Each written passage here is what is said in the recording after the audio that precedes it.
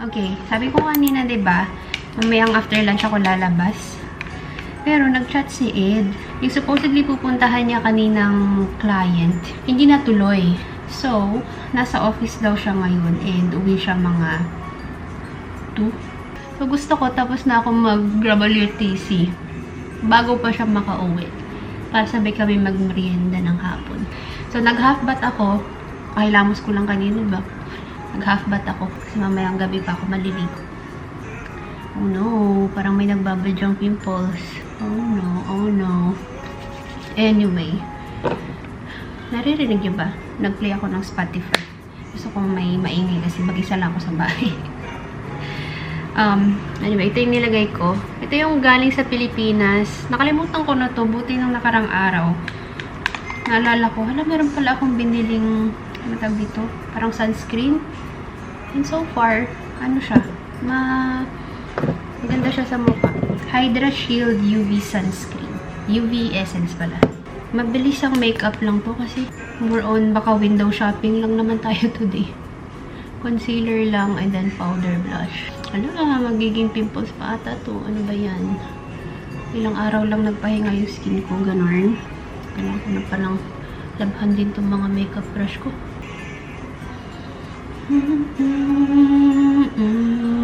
Mag-concert ata si TJ Monterde dito sa Dubai. Pero nag-iisipan ko nga kung gusto kong manood. Nung nagsistart pa lang yan si TJ Monterde, tandang-tanda ko. Sa first work ko yan, hindi pa siya masyadong sikat nun. Pero, nagustuhan ko na yung mga kanta niya. Like, Mahika, ganyan. Yan, Ikaw at Ako, mga ganyang kanta niya. Yung mga una-una, diba? So, there was one time na ano bang tawag doon? Hindi siya concert. Parang medyo fan meet ang eksena niya doon. Sa Robinson's Galleria yon. Tapos, yung isa ko ring ka-work kasi dati. Mahilig din siya sa mga kanta niya. So, kaming dalawa yung pumunta. Tapos, sobrang konti lang ng mga tao nun. Kasi hindi pa naman siya ganun kasikat. Tapos ngayon, di ba? Kasi sobrang ano na nila. Hindi pa sila ni KZ nun. Wala pang KZ nun. Ngayon, sobrang sikat na niya. Sobrang sikat na nila. Wala lang, naalala ko lang. Kung makita ko lang sana yung picture nun, nung pumunta kami dun sa parang fan meet, ganyan siya. Ipopost ko dito. Siguro mga 2017, 2018 yun. Tapos dun pa kami sa may parang, hindi siya dun sa, di ba yung mga mall, dun sa gitnang part ng mall, usually dun nagpa-perform yung mga ano, di ba? Pag may mga events, mga program. Hindi kami dun sa part na yun. Dun siya sa parang medyo likod, medyo gilid. Tapos yun, magko-concert na siya dito. May world tour siya eh. Ito yung powder ko. From Pinas din. Naubos na tong loose powder. Doctor sensitive din. Well, meron pa siya. Pag tinataktak ko, meron pa naman ako nakakuha. Pero, yeah. Na-start ko na rin itong gamitin.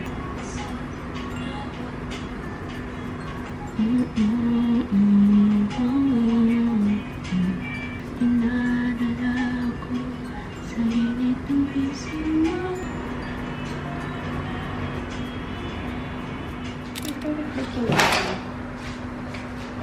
Okay, tapos na akong magbihis. Nag-ponytail lang din ako. Parang medyo magulo siya sa dito sa baba. Anyway. Ito yung pabango ko. Look. Nagtatry kasi ako ng mga ganito. Arab perfume. So, meron na akong so far 4. Pero ano pa to? Last month pa namin to nabili. Another Latafa na pabango.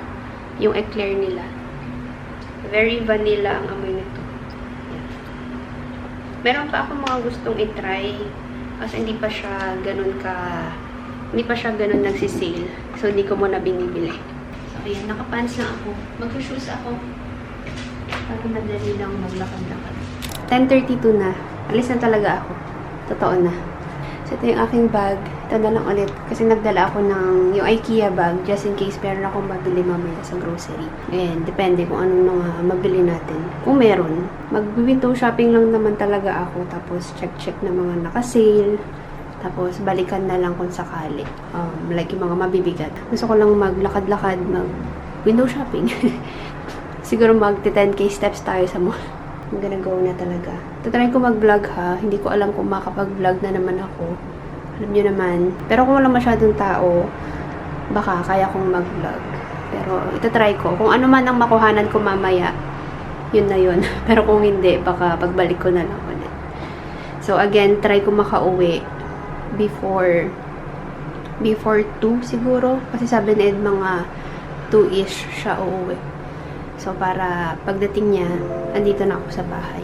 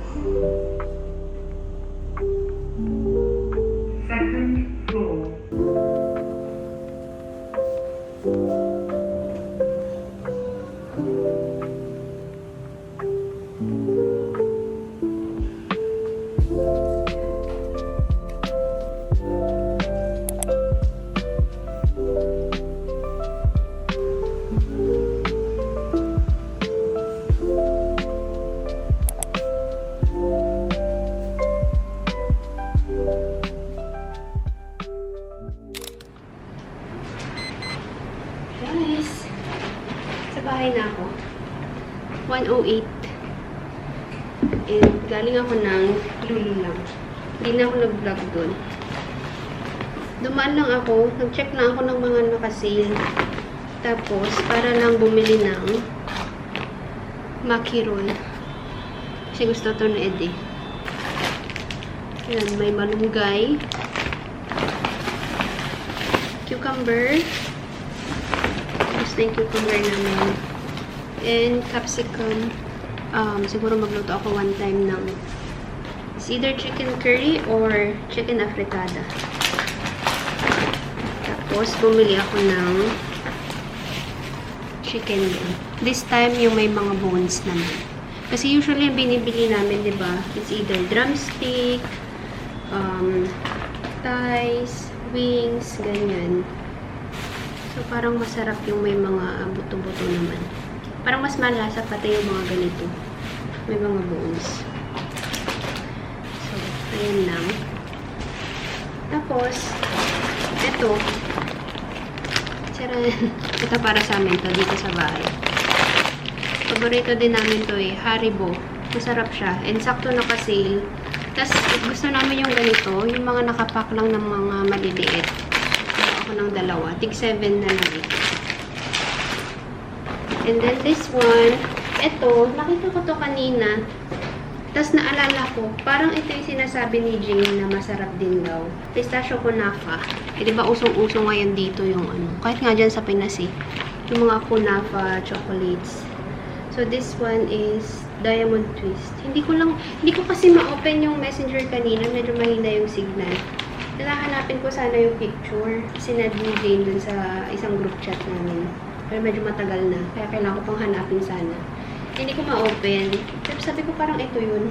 So, hindi ko sure. Kumuha lang akong isa. I-ano na lang namin to. Isama sa box. Para matry din nila sa Pinas. Sakto, 2026 to ang expiration. Sana ito talaga yun. Hindi ko sure kung ito yun. Pero feeling ko lang ito yung sinasabi ni Jane na masarap din. Isa lang kinuha ko. Naisip ko kanina kung dadalawain ko eh. Isa na lang muna.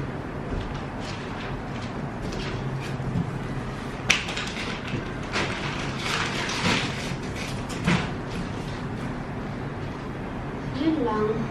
Wala akong nabili. Pumunta ako ng yung una kong pinuntahan, BBZ, yung mga shoes. Nag-check kasi ako ng mga sandals sana para sakto sa kasal ni Jonah. Meron doon mga sandals. Kaso, yung mga ano naman, parang stiletto, stiletto style na siya. May gusto ko yung saktuhan lang na ano, na heels. Tapos gusto ko sana yung medyo, yung hindi na sexy yung heels, para hindi masyadong masakit sa paa. Eh, wala akong nakita naman. Punta rin akong brands for less, wala din akong nakita. Wala akong nabili. So, more on window shopping.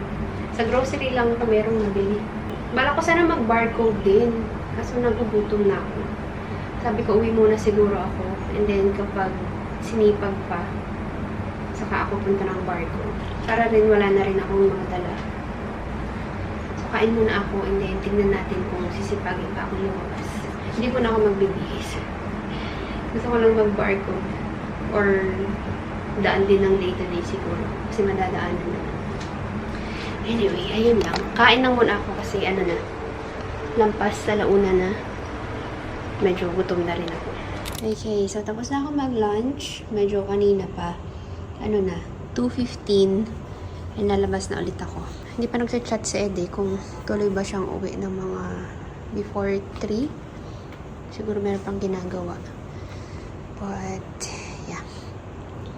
Punta na lang ako ng barcode. Check lang ako saglit, tapos day to day, and then uwi na. Hindi na ako mag-vlog dun kasi for sure madaming tao, lalo na sa day to day. Tingnan natin kung meron akong mabili o wala na naman. Pero okay lang kasi at least nakapag-walking ako, nakapaglakad-lakad ako instead of dito lang sa bahay.